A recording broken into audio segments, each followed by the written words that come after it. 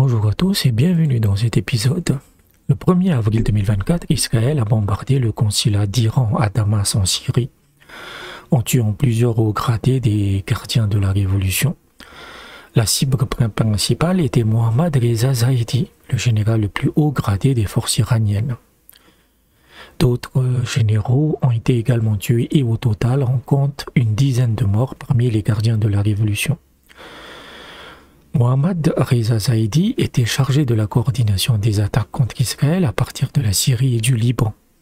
C'est une réponse aux attaques du Hezbollah et des milices irakiennes au bombardement par harcèlement contre Israël ces dernières semaines.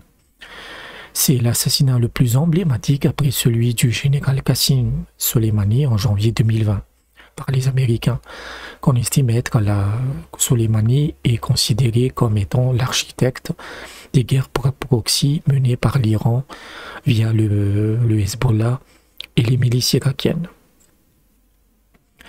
Israël est en train d'étendre le conflit palestinien jusqu'en Syrie et au Liban. Le 29 mars, il avait bombardé l'armée syrienne près de la ville d'Alep en tuant plus de 40 soldats. Ce n'est sûrement pas une coïncidence, mais au même moment, les groupes islamistes réfugiés à Idlib ont également attaqué l'armée syrienne avec des drones.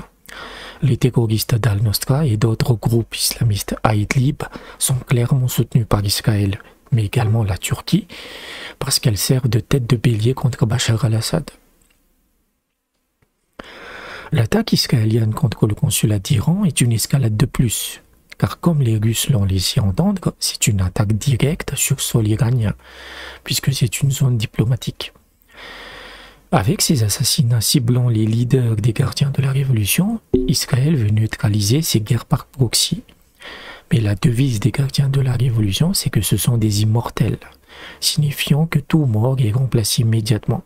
Le gardien se renouvelle indéfiniment.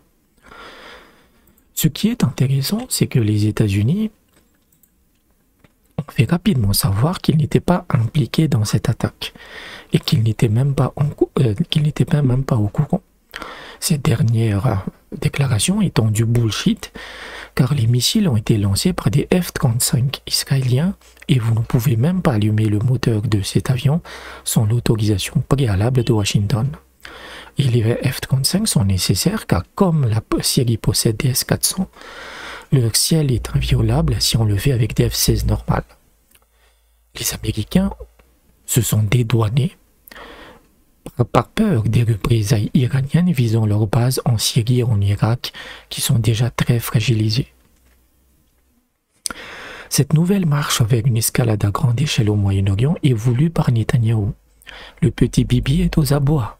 Il pratique un génocide contre Gaza depuis 6 mois, mais le Hamas est toujours là.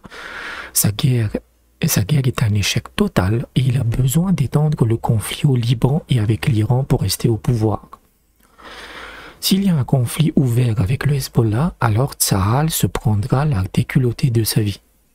Israël le sait, le Liban le sait et Netanyahou le sait. C'est pour ça qu'il veut ce conflit, car cela forcera les États-Unis à entrer en guerre. Ils ne peuvent pas laisser Israël être vaincu, et après le Liban, ce sera au tour de l'Iran. L'Iran a fait savoir qu'il allait promettre l'enfer à Israël. Mais le fait est que, quand on regarde toutes ces attaques, toutes les saloperies que Israël fait, et n'en déplaise à tous les adorateurs de l'étoile de David, il n'y a qu'un seul fouteur de merde au Moyen-Orient, et il s'appelle Israël. J'espère que vous avez apprécié la vidéo. N'hésitez pas à laisser un pouce bleu. N'hésitez pas à vous abonner. Vous pouvez aussi me soutenir sur Patreon, c'est important. Et je vous recommande aussi d'acheter mes livres, l'hystérie occidentale, sciences corrompues et serviles. Les versions électroniques et papier sont disponibles sur Amazon. Les liens sont dans la description. Je vous dis à très bientôt.